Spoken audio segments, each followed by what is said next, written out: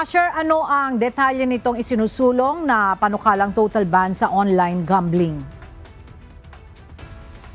Ella, lumalalang pandemya ang online gambling at panahon na para magtulungan na ito ay labanan. Ito ang binigyan diin ni Senador Raffy Tulfo sa gitna ng pagsusulong ng ilan ng mga senador sa paglaban sa online gambling dahil sa dulot na problema nito sa mga mamamayan at sa bansa. Ayon kay Senador Raffy Tulfo, napakaraming reklamo ang natanggap niya kaugnay ng masamang epekto ng online gambling. Partikular ito sa mga pamilyang nasisira, lalo na sa mga kabataan kung saan maging mga edad 9 at 10 taon pa lang ay nalululong sa naturang sugal. May reklamo pa niya siyang natanggap laban sa bus driver na nahuli ng ilang pasahero na nag-o-online gambling habang nagmamasada.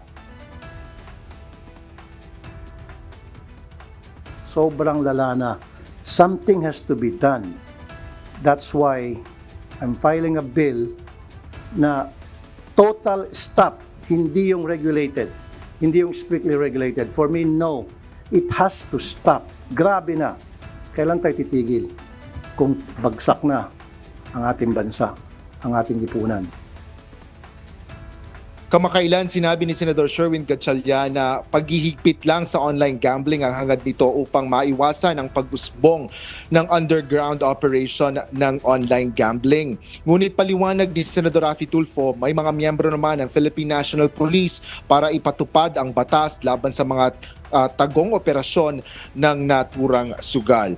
Dagdag pa ng mambabatas, dapat agad na ipahinto ang lahat ng mga advertisement, lalo pa ang mga naglalakihang billboard sa mga pangunahing lansangan. Nanawagan kaugnay nito ang senador, pangunahin na sa Philippine Amusement and Gaming Corporation o PAGCOR na naunang nagbigay ng hanggang August 15 sa pagtatanggal ng mga online gaming ads. Hiling din ni Senador Raffy Tulfo na isa sa mga mababanggit ni Pangulong Ferdinand Marcos Jr. sa kanyang State of the Nation address ay itong laban kaugnay nga sa online gambling. Yan ang latest dito sa Senado. Balik sa iyo, Ella. Maraming salamat, Asher Cadapan Jr.